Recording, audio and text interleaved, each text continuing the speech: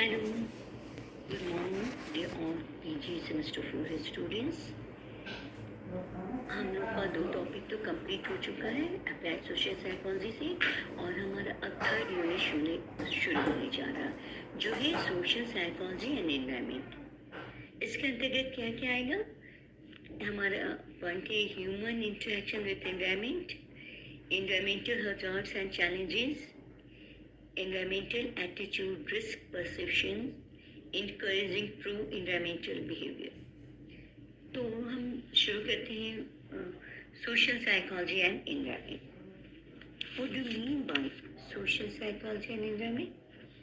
तो सबसे पहले हम ये जान लें कि पर्यावरणीय मनोविज्ञान जो है वास्तव में एक मनोविज्ञान के अंतर्गत एक नई शाखा है जिसको कि समुचित रूप से हमको अगर उसको परिभाषित करें तो विभिन्न प्रकार से इसकी परिभाषा विभिन्न मनोविज्ञानों ने अपने अपने दृष्टिकोण से दी है।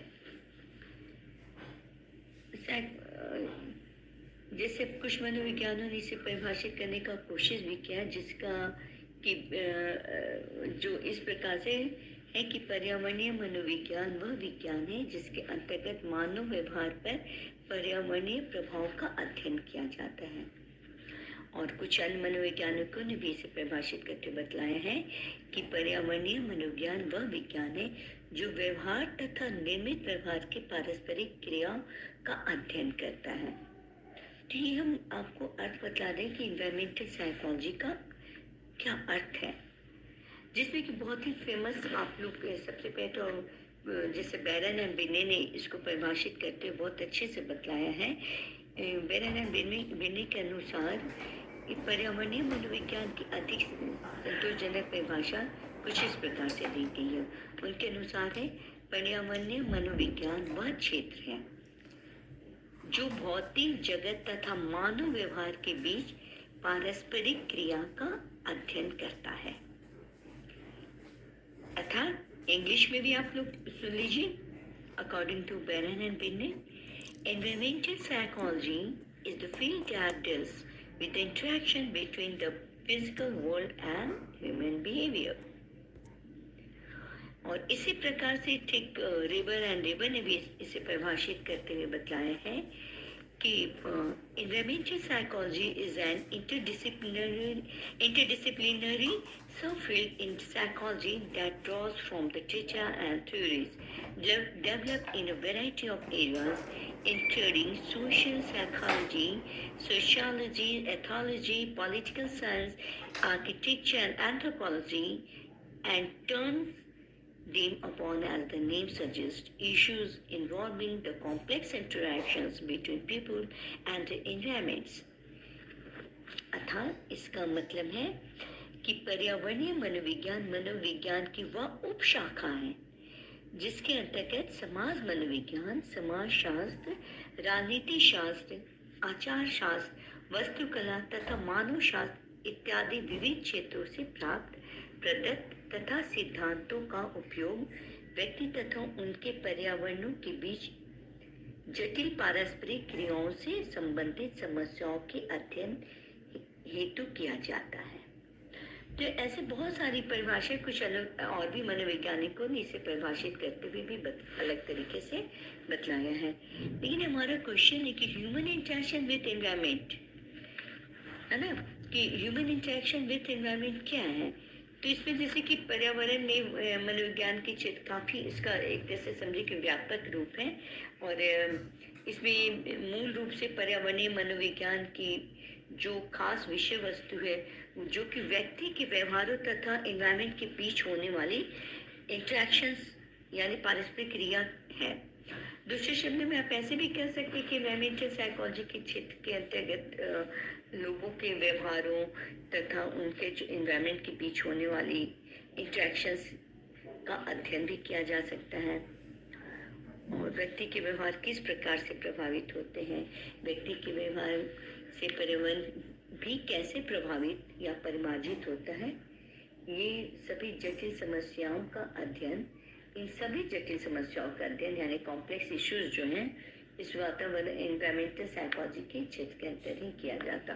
और इसमें कुछ पॉइंट्स भी आप एक दो नोट कर सकते हैं, जैसे पर्यावरण के प्रकार तथा उनका प्रभाव कैसे हो सकता है। पर्यावरण इसमें आप लिख सकते, पॉइंट नहीं भी नोट किए तो पैराग्राफ चेंज करके आप लोग लिख सकते हैं एग्जाम में, जैसे लिख सकते हैं कि पर्यावरणीय मनोविज्ञान में पर्यावरण के विभिन्न प्रकारों का सामाजिक व्यवहार पर पड़ने वाले उनके प्रभाव का अध्ययन किया जाता है।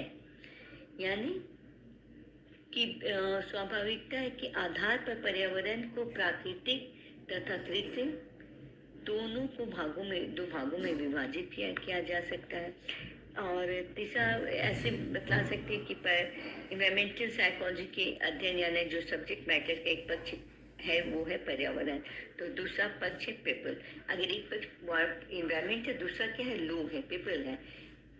इसलिए इस मनोविज्ञान के क्षेत्र के अंतर्गत पर्यावरण के साथ साथ व्यक्ति के और भी विभिन्न स्थितियों का भी हम लोग इसमें अध्ययन किया गया है। और मनोवैज्ञानिकों के अनुसार इन्वायरमेंट के संदर्भ में व्यक्ति की कुछ ऐसी हैसियत या कुछ ऐसी स्थिति का भी उन लोगों ने वर्णन किया है जिसमें कि व्यक्ति प्राकृतिक वातावरण के अधीन हो सकते हैं और ऐसी स्थिति में उनका कोई भी नियंत्रण पर्यावरण पर यानी कंट्रोल नहीं होता है और वे पर्यावरण के अनुकूल ही अपनी जो जीवन शैली है उसको उसी में एडजस्ट करने लगते हैं।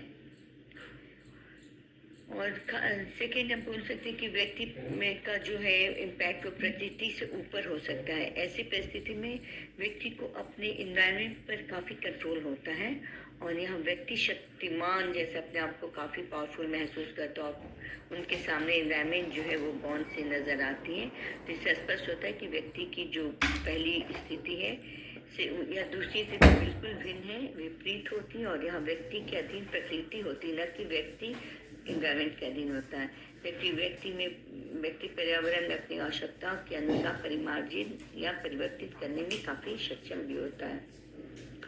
और इसी तरह तीसरा है कि व्यक्ति प्राकृतिक वातावरण का एक अंग है। व्यक्ति न तो प्रकृति के अधीन है और न ही वह उसके ऊपर बल्कि उसका एक आवश्यक भाग है और प्रकृति की हर वस्तु एक क्रम में चलती है और यही क्रम मनुष्य में भी देखा गया है। विद्वानों ने प्रकृति को के नियमों को भी अलग अलग तरीके से उसका भी उल्लेख किया जो कि यहाँ पे उसके बारे में ज़्यादा लिखने की आवश्यकता नहीं है। ये इंट्रैक्शन जो होता है नेचर के साथ ह्यूमन बिहेवियर का उसमें वो अब इन्वायरमेंटल स्टेट्स पर्यावरणीय मनोविज्ञान के क्षेत्र में अंतर्गत इन्वायरमेंटल जो होता है उनके कारणों का अध्ययन भी किया गया और यहाँ यह भी देखने के लिए लोग प्रयास किए कि पर्यावरणीय प्रतिबलों के कौन कौन से कारण हो सकते हैं। तो ये बहुत सारे कारण हो सकते हैं स्ट्रेस के, जैसे नॉइस हो गया, एयर पॉल्यूशन हो सकता है, वेदर हो सकता है, ये सब आ सकता है। इन्वायरमेंट जो ह्यूमन बीइंग के ऊपर अपना इम्पैक्ट डालता है और जैसे कि अब कहने कि पर्यावरणीय समस्याओं तथा इन दोनों खंडों को कैसे हम लोग इनके जो रोल है इन्वायरमेंट का ह्यूमन के ऊपर क्या उसका इम्पैक्ट होता है, ये सब उसके अंदर आ जाएगा। जैसे एयर पॉल्यूशन होता है, एयर फिर नॉइज पॉल्यूशन, नॉइज जो होता है, इफेक्ट ऑफ नॉइज जो ये भी हो सकता है इसके अंतर्गत। अब हमारा एक इन्वायरमेंटल हजार्ड्स एंड चैलेंजेस, तो इन्वायरमेंटल हजार्ड्स एंड चैलेंजेस में क्या हो सकता है उसके अंदर जैसे हम देख सकते हैं कि इसके में ये हम समझे कि जो सामाजिक व्यवहार या पर्यावरणीय प्रभाव का जो है व्यक्ति के ऊपर विभिन्न रूप में कैसे पड़ता है, तो इसके विषय में भी बैरन एंड ब्रेने ने भी कुछ अलग अलग तरीके से व्याख्या परिभाषित किया। लेकिन हम सबसे पहले तो हम ये जो इम्पैक्ट है किस तरह से इन्वायरमेंटल हजार्ड्स में आपका आ जाएगा, जैसे नॉइज आ गया और नॉइज एंड स्ट्रेसर। व्यक्ति अपने दैनिक जीवन के अनुभव से यह जानता है कि शोर अथवा कोलाहल का क्या दुष्प्रभाव उनकी मानसिक स्थिति तथा कार्य क्षमता पर पड़ता है। अब जैसे घरों में बच्चों का शोरगुल बहुत से व्यक्तियों को चिड़चिड़ापन बना देता है और वही काफ़ी होता है। और महानगरों की बढ़ती हुई आबादी, सड़कों पर बेहिसाब बढ़ता हुआ यातायात इत्यादि बहुत से ऐसे कोलाहल के प्रमुख कारण होते हैं। मतलब एक कहते हैं ना कि परिवार में हमें छोटे बच्चों का शोरगुल ही बहुत मतलब व्यक्ति को ऊपर इम्पैक्ट डालता है, उनके मानसिक तो किसी कार्य के ऊपर कंसंट्रेट नहीं कर पाते बच्चों के शोरगुल से, शैतानियों से, बदमाशी से। और कोलाहल के प्रभाव को जानने के पहले, और यह भी हम लोग को कि हम कोलाहल किसे कहेंगे, तो कोलाहल को ये जो नहीं कि कोलाहल का मतलब कि सिर्फ घर के शोरगुल ही होते हैं, बाहरी वातावरण नॉइस में भी बहुत सारा चीज होता है। जैसे हो गया रेगुलर तथा कंटिन्यूअस नॉइस, हो गया इरेगुलर, डिसकंटिन्यूअस, बहुत सारे ऐसे। और ये शोर अथवा शोरगुल जो है जिसका निश्चित प्रभाव सामाजिक व्यवहारों पर कई रूपों में पड़ता है। सच पूछो तो जैसे हम लोग कहते हैं कि शोर में किसी भी काम को अगर हम करते हैं, आपको दे दिया जा रहा, नॉइस का मतलब शोरगुल जो होता है एक बुरा प्रभाव, एक ऐसा bad impact of the noise, काफी कोलाहल, शॉटिंग। अब हम लोग एंजॉय करते किसी फंक्शन पार्टी को, उसमें शोरगुल भी होता तो वी एंजॉय, कि मेंटली हमारा मालूम है कि हम मैरिज फंक्शंस में आए हैं या किसी पार्टी को अटेंड कर रहे हैं। उस समय कितने भी आप बात भी कर रहे हो ना उस पार्टी में मिले हुए लोगों से, तो आपके ऊपर उसका बैड इम्पैक्ट नहीं पड़ेगा। लेकिन अगर आप घर में हो या कॉलेज में, अब जैसे हम लोग क्लासेस लेते हैं, तो हम जब भी रूम में आपको बता रहे अभी टेस्ट क्लासेस हम लोग का जब भी होता है, तो देखिएगा हमारे सड़क के बीच में जो साइड में हम लोग का क्लासरूम है, और बाहर से इतनी गाड़ियाँ, लोगों की आवाज़, शोरगुल, ट्रक्स नॉन स्टॉप, कभी कुछ हो रहा है, कभी लोगों के जुलूस क्रॉस कर रहे हैं। ये सारी चीज़ क्या होते हैं हमारे पढ़ाने के इसमें एक तरह से बाधा उत्पन्न करता, और आपके भी कंसंट्रेशन, स्टूडेंट्स होते उनके भी कंसंट्रेशन जो होते ब्रेक होते, टीचर का भी कंसंट्रेशन ब्रेक करता। हम पढ़ाते कुछ माइंड कहीं मतलब शोर में अपनी आवाज़ हम नहीं ऊंची कर पाते हैं, और इतनी ज़्यादा हमारे हमको स्ट्रेस में डाल रहे विषय कि हम पढ़ा रहे हैं, बच्चे सुन नहीं पा रहे हैं और हम उसको ठीक से कम्युनिकेट नहीं कर पा रहे, इतनी ज़्यादा आवाज़ें आ रही हैं। तो वैसी स्थिति में हम विचलित होते हैं, दरवाजे बंद करते, क्लोज करते, फिर भी आवाज़ आए, तो ये सब न्यूसेंस क्रिएट करते हैं इस तरह के साउंड। वो नॉर्मल अपना जुलूस जा रहा है, लोग गाड़ियों से क्रॉस करके कितनी ज़्यादा चेप वो ये जो होते हैं, तो ये सब न्यूसेंस करने वाले जो नॉइस होते हैं, उससे हम स्ट्रेस में आते हैं, बहुत मेंटली डिस्टर्ब। घर में अगर आपके परिवार में किसी का एग्जामिनेशंस है और बगल आपके पड़ोसी आपके बगल में रहते हैं, उनके घर में कोई शादी वादी, तो आपकी पढ़ाई में वो उनके हैप्पीनेस वाले वो भेजेंगे, वो आपके लिए बाधा उत्पन्न करता। ये सब नॉइस होता, तो नॉइस जिसके लिए प्लेजर है वहाँ आपके लिए अनप्लेजेंट चीज हो गया। तो ये इन्वायरमेंट में हम ह्यूमन बिहेवियर पे किस तरह से एक नॉइस का असर पड़ता है सड़कों पे। फिर उसी तरह से अब कि इसमें हो गया ना कि क्या अब एयर पॉल्यूशन भी बहुत बड़ा असर करता है। अब सबसे पहले तो जैसे अब हम एक चीज पहले हम और क्लियर कर दें नॉइज को, कि जैसे अब हमारे नॉइज को ह्यूमन हेल्थ के ऊपर इसका कैसे, अब शोरगुल का जो प्रतिकूल प्रभाव या एडवर्स इफेक्ट जिसको कहते हैं, वो सामाजिक व्यवहारों के साथ साथ व्यक्ति के हियरिंग या स्वास्थ्य पर भी काफी पड़ता है।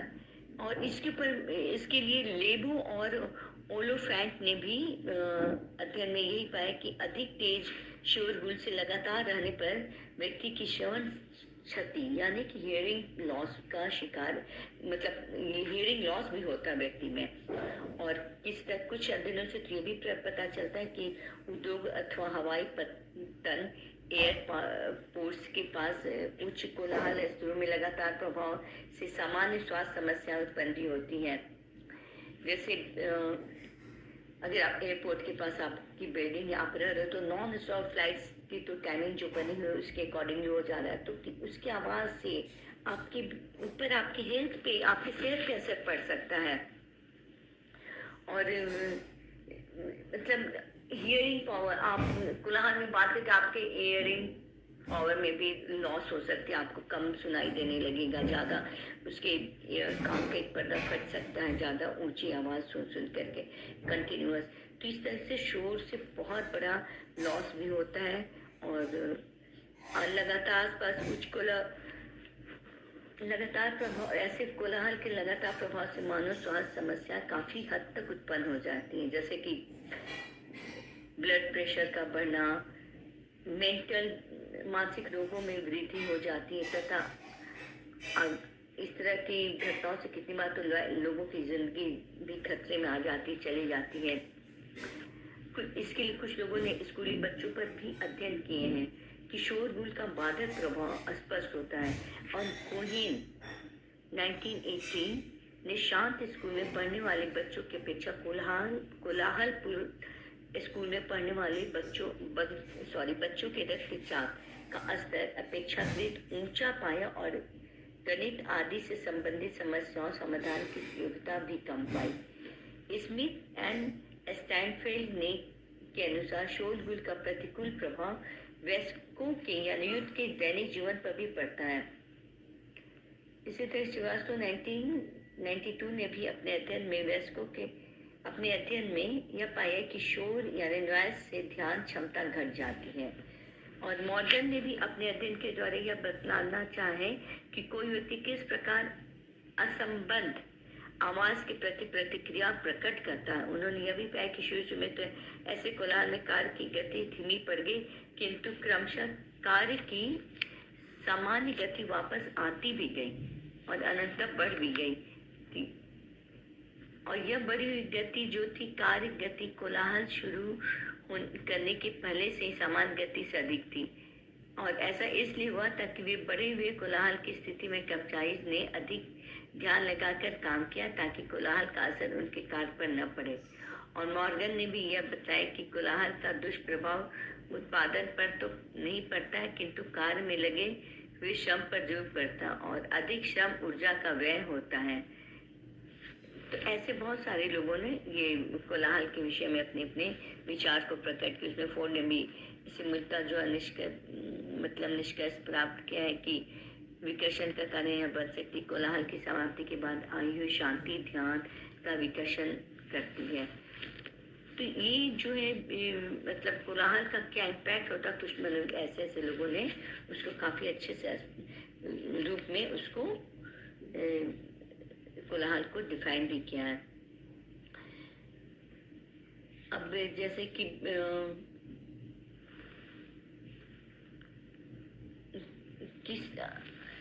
नॉइज का ये हो गया, उसी तरह से हम कहेंगे कि एटमॉस्फेयर कंडीशन जो होता है पर्यावरण से संबंधित एक मुख्य समस्या वायुमंडलीय परिस्थिति से भी है। यह समस्या यह है कि परिस्थिति का प्रभाव मानव व्यवहार पर सामाजिक व्यवहार पर किन रूपों में पड़ता था कैसे, और इसको हम लोग कैसे सुधार भी सकते हैं अगर जानना चाहे तो। अब एक वातावरण temperature and weather and environmental stressor, ये एक इन्वायरमेंटल स्ट्रेसर होता है, मतलब एक पर्यावरणीय प्रतिबलक जिसका दुष्प्रभाव कई रूपों में व्यक्ति के सामाजिक व्यवहार सोशल बिहेवियर तथा स्वास्थ्य पर पड़ता है। अब जैसे होता नहीं कि ताप का प्रभाव हमारी पसंदगी तथा नापसंदगी पर भी पड़ता है। अधिक ताप की स्थिति में दूसरे को पसंद करने की मात्रा घट जाती है। और कुछ लोग जैसे किसी को गर्मी बहुत पसंद है और किसी को ठंड बहुत पसंद है, तो प्लेजर के साथ ठंड में काम करेंगे। किसी को गर्मी पसंद है और किसी को गर्मी जरा सा भी नहीं, तो उनके सोशल बिहेवियर में भी चेंजेस आता है। अब ग्रिफिथ ने अपने अध्ययन में देखा कि सामान्य ताप वाले कमरे की अपेक्षा अधिक ताप वाले कमरे में होने पर प्रयोजन ने अजनबी की प्रति अपेक्षाकृत कम पसंदगी का प्रदर्शन किया। लेकिन बेल तथा बेरोन के अध्ययन से पता चला कि पसंदगी या नापसंदगी के भावों यानी फीलिंग पर ताप का कोई असार्थक प्रभाव नहीं पड़ता है। उसी तरह बिनेट इत्यादि के अनुसार ताप तथा परोपकारिता के बीच जटिल संबंध होता है। उनके अनुसार जब मौसम थ्रेटनिंग या जोखिम वाली होती है तो सामाजिक सोशल नॉर्म्स के जो डिमांड्स बढ़ जाते हैं, जिससे प्रभावित होकर लोग सहायता के लिए सहायता परक व्यवहार अधिक करते हैं।